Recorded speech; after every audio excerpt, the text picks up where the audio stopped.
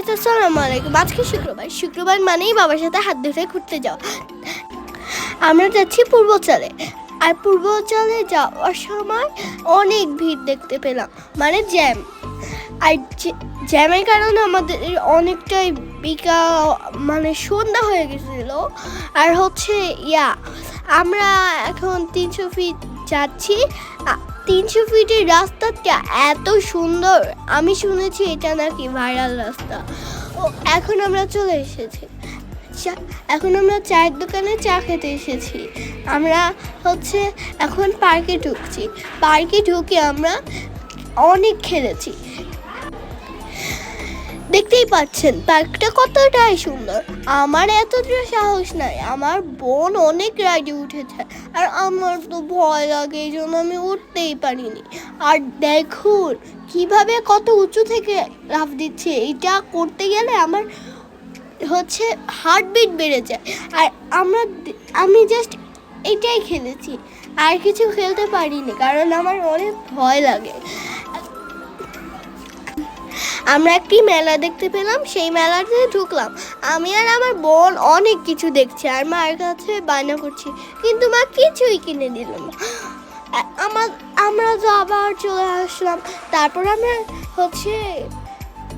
দেখলাম, তারপর চলে আসলাম। তারপর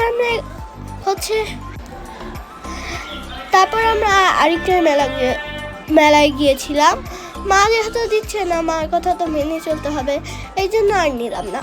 এখন আমরা তারপর আমরা ফুচকাও খেতে গিয়েছিলাম। জানেন আপনারা, ফুচকা আর ব্লগটা আপনারা দেখেছেন? আমি জানি না এই ক্লিপটা উঠানো হয়েছে নাকি। এই জায়গাটা আমার কাছে এত সুন্দর লেগেছে যে আমি ডান্স করতে শুরু করেছি। আর দেখুন আমি বেলুনের পিছনে কিভাবে ঘুরছি, আর আমি কিছু ছবিও তুলেছি আমার মনির সাথে, আর ভিডিও করেছি। দেখুন আমার বোন কিভাবে বেলুন ধরে আছে, আর আমি এবার ফুচকা খাচ্ছি। দেখেছেন আপনারা?